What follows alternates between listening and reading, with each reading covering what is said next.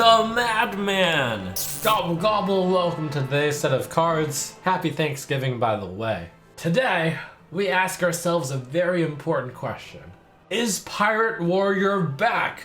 It's Ankar, the warrior legendary weapon. 3 mana, 2/3, after your hero attacks, draw a pirate from your deck. 3 mana, 2/3 weapon is it's kind of alright, nothing too exciting, but that's about what you would pay for it. But on top of that, you're getting not 1, not 2, but 3 cards. Ankar looks very obviously extremely good if pirates are good. You know, we used to have a card that also drew 3 pirates and a weapon, and it cost 3 mana. And it got nerfed! On top of that, this puts the weapon directly into play already. So you can kind of see how Ankar really is quite aggressively costed. And hey look, it's a pirate that you could put into your Ankar deck.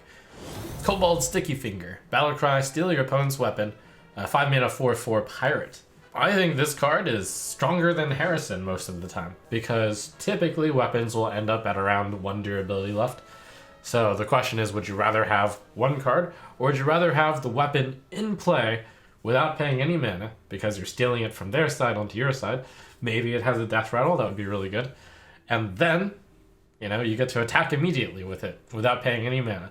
So tempo versus value.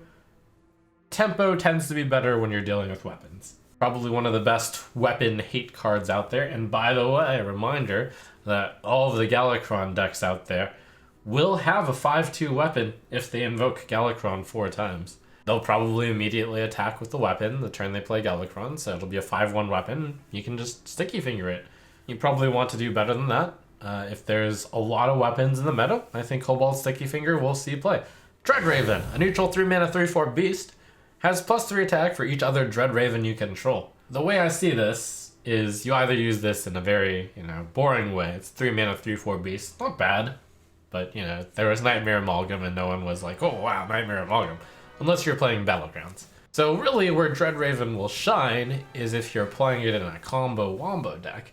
And the combo would be you're playing the Scarlet Web Spinner to make your Dreadraven 0. You play Hunting Party to duplicate your Hand of Beasts, and then you play a second Hunting Party to double up on your double Dreadraven. So you have 4 Dreadravens.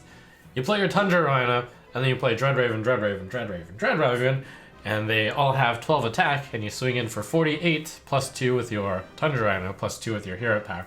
52 damage combo. By the way, if you accidentally hit your Tundra Rhino with the Web Spinner, you can still play 3 Dreadravens, which might just be enough because 31 damage, so that's enough too. So the Web Spinner can hit either your Rhino or your Raven. It's not really that unrealistic for a 5-card combo, which OTKs your opponent, to be actually viable.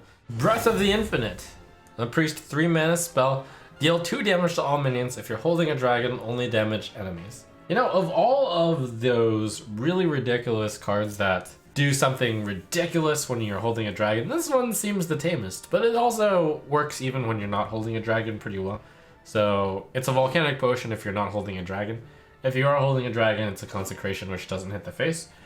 Which for 3 mana, that's not too absurd. Interestingly, this might be one of the dragon-related cards that you don't even run with dragons, because dealing 2 damage to all minions might be an effect that Control Priest already wants. Nice little tool for the priest to have. Transmogrifier. 2 mana 2/3, after you draw a card, transform it into a random legendary minion. So this card, it's valued around the same as a neutral, 2 mana 2/3. That's because the effect is neither really positive nor negative. It's just super random. Most of the time it's negative, because if you wanted random legendary minions in your deck, you could just put them into your deck instead of the useful cards that you presumably put in your deck. So for the most part, I think this is a meme card. There are some fringe scenarios where it's useful. For example, you have a bunch of bombs in your deck, maybe you have a card blood in your deck, and you want to try to draw it, and then poof, it's a legendary minion. Or if you're a fast deck, late game, you draw legendary minions, the same reason why Rafam was played in zoo decks. Or some people have been quick to say you can do the Transmogrifier plot twist combination, where suddenly you're drawing a bunch of cards from your deck and you're transforming them all into random legendary minions. That sounds terrible because you could have just put in random legendary minions in your deck and skipped the entire Transmogrifier plot twist combination. So, meme card. And finally, it's Diving Griffin. 3 mana 4/1 Hunter Beast. Rush, Battlecry, draw a Rush minion from your deck.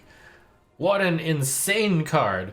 It's Shadow Bolt in Hunter, except you also draw a card with it. And not just draw a card, you tutor a card. And Rush cards in Hunter tend to be pretty good. And you really want Rush because, take a look at that side quest from Hunter, Clear the Way. Summon 3 Rush minions and you get a 4/4 with Rush for 1 mana. If you play your Diving Griffin, you're already 2/3 of the way there for fulfilling that Clear the Way. And by the way, look at that, Clear the Way. There's a hint in the picture of Clear the Way. You should run Griffins in your deck. So yes, turns out that 3 mana, deal 4 damage, and draw a card is really good. Even better if you do 3 mana, deal 4 damage, draw a card, and complete 1/3 of Clear the Way. Arguably 2/3 of it. One really insane thing is this card is great with Dire Frenzy. You play the Diving Griffin, you play the Dire Frenzy on it. The next time you draw a Diving Griffin, maybe you get the 3 mana 4/1 version, maybe you get the Dire Frenzied version, but then it has a chance of drawing you another 7/4 with Rush for 3 mana. And then another one, and another one.